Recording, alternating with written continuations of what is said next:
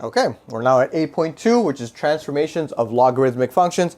Every time we introduce a new function, we look at how to apply transformations, and each time it's the same thing. We're looking at vertical stretches, vertical translations, and vertical reflections or reflections over the x-axis, along with horizontal reflections, horizontal translations, and horizontal any reflections that might exist. So let's look at how we would apply it here. So y is equal to negative 2 log base 10 of x minus 4. What would be the transformations? And then how would you graph it? So the transformations are, there is a reflection in the x-axis. There is a vertical stretch by a factor of 2. And the third one, there is a horizontal shift or translation 4 units to the right. Remembering that whatever is horizontal is going to be the opposite of what the equation shows. Now, in order to actually sketch a graph of this, to look at what it's going to become, we do eventually want to get to the point where we can make these transformations straight onto a graph. But for now, let's look at our table of values just so that we can become familiar with it.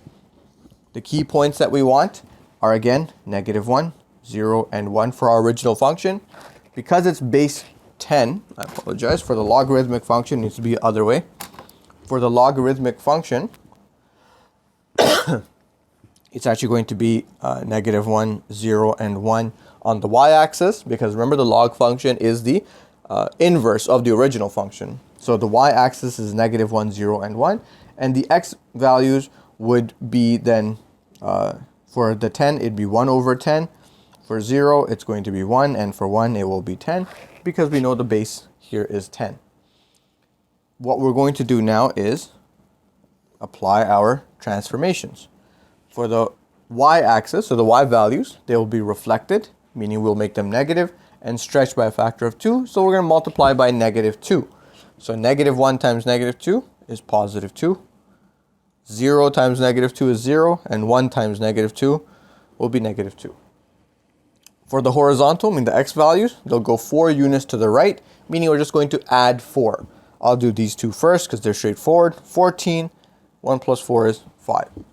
But 1 over 10 to the right by 4 is going to be 4.1 or 4 and 1/10, and you can write in any form that you are comfortable with. Let's go ahead and graph this.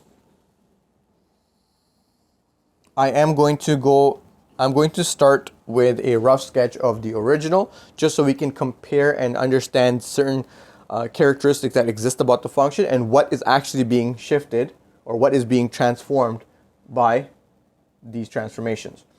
So the original function, the logarithmic function, will be at negative 1, it will be 1 over 10.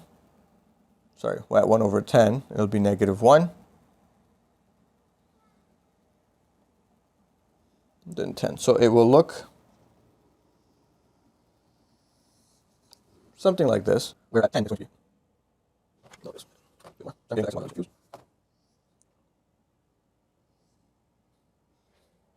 So this would be our original function, meaning if it is the original for this, y equals log base 10 of x. Okay, where we have x is 1 over 10, negative 1. X is 1, y is 0, and x is 10, y is 1. We know the general shape of the function. We know the asymptote. There's a vertical asymptote on the x-axis, which is, on the y-axis, which means that it's going to be x equals 0. Now we're going to apply these transformations, which means that if we shift to the right by 4, it just means that this asymptote is going to be going to the right by 4. And now at x equals 4, we will have our new asymptote.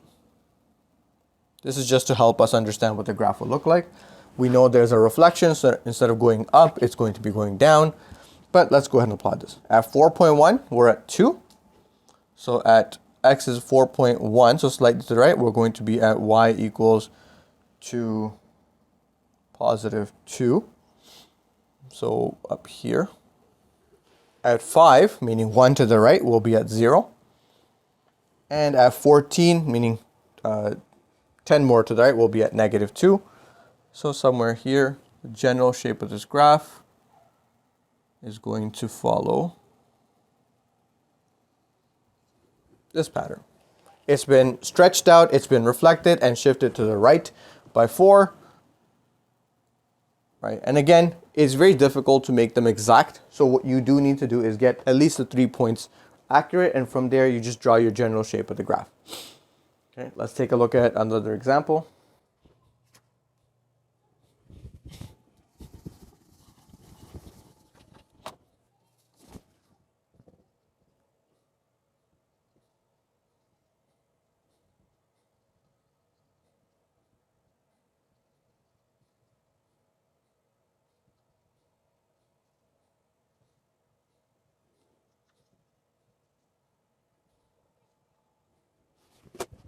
Okay, this is example 2 from the textbook. What it says is you have a function y equals log base 10 of x.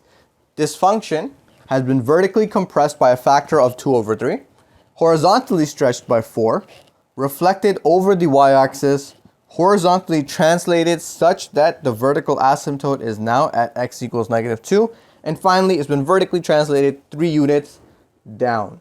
What we need to do is create an equation for this function and then figure out what the domain and range would be. Now the equation based on this function, all vertical stretches would go on the outside, or would go on the, all vertical transformations will go outside the function, all horizontal transformations will go inside the function. So there's an outside here, log base 10 will stay the same, x, any horizontal transformations will go where the argument goes. I'll just leave a little bracket there, and then any vertical translations will go on the outside there. So let's put this in.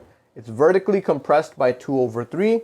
Therefore, there is a 2 over 3 on the outside, and it's multiplying. Horizontally stretched by 4. So inside here, it'll be 1 over 4 because it's always the opposite. Reflected over the y-axis, which is a horizontal reflection. So it's negative 1 over 4. Horizontally translated such that the vertical asymptote is now at x equals negative 2. Now normally, again, for the log function where the base is greater than 1, or even if it's between 0 and 1, the logarithmic function, the vertical asymptote is at 0. So if it's now at negative 2, that means it's been shifted to the left by 2. So in brackets, write x plus 2. And then vertically translated 3 units down by 3. There would be our new function. And the second part is come up with the domain and the range. So let's put this here, domain and range.